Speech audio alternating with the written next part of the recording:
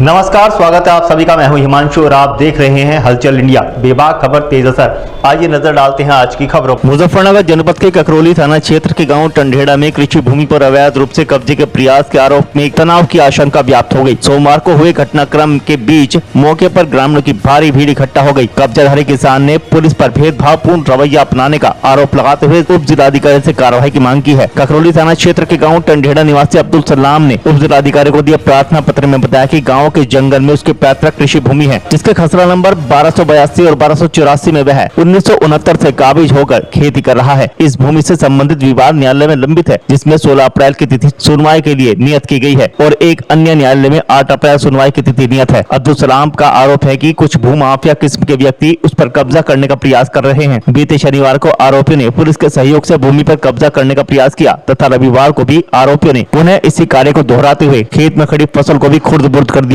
और आरोपी अनावश्यक रूप से गांव की शांति व्यवस्था को नुकसान पहुंचाने का प्रयास कर रहे हैं। मामले को लेकर गांव में तनाव की आशंका बनी हुई है। क्षेत्रीय लेखपाल ने बताया कि मामला कोर्ट में लंबित है। मामला था जी, ये जो जमीन है जहां हम खड़े हैं, सन 69 में ये 39 बीघे की लैंड है और सन 69 में हमारे दादाजी फतेह मोहम्मद साहब ने ज़हूर हैदर व शमीम हैदर दो सगे भाइयों से 26 बीघे का बैनामा कराया था।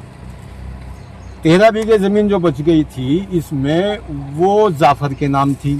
जाफर ने उस वक्त हमारे दादाजी से 1400 रुपये लेके रुक्का लिख दिया था। वो पैसा लेके जाफर कहीं गायब हो गया, तब से ही हम इस पे काबिज काश थे।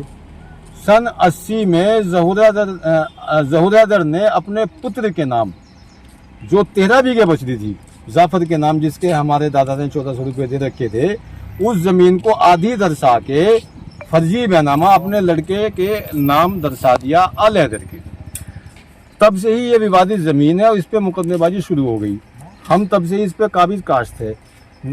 आज इसमें ये होता है, अब हमें वो आते हैं यहाँ लेके ईंटों की ट्राली। कौन लोग आते हैं? उसमें एक तो ममता का पुत्र है उत्कर्ष और एक जिसका इस जमीन से कोई संबंध भी नहीं है, उसका नाम है राकेश तोमर।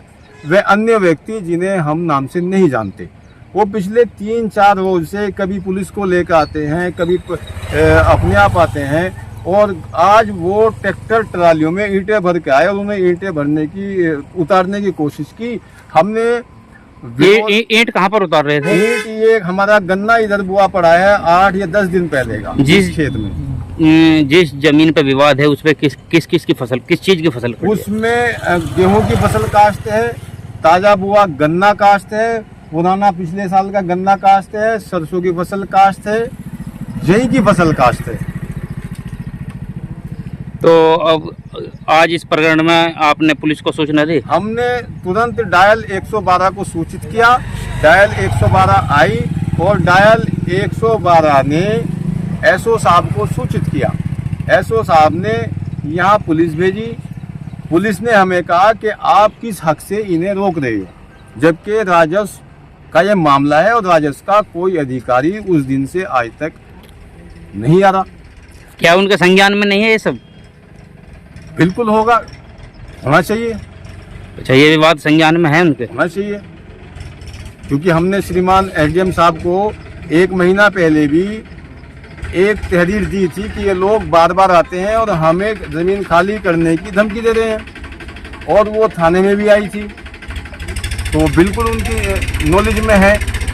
तो अभी पुलिस से और राजस्व टीम से क्या चाहते हो?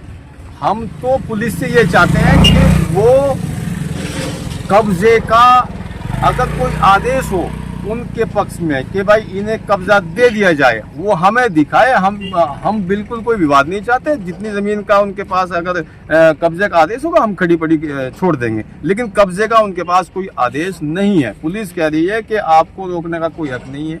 हम पुलिस से कहते हैं अगर हमारे पे कोई स्टे नहीं है तो इनके पास भी कब्जे का कोई औचित्य नहीं है, क्योंकि हम सन 1969 से काबिज काश्त है। हमारी 5 पीढ़ी आज इस पे आ चुकी काबिज काश्त से करते करते।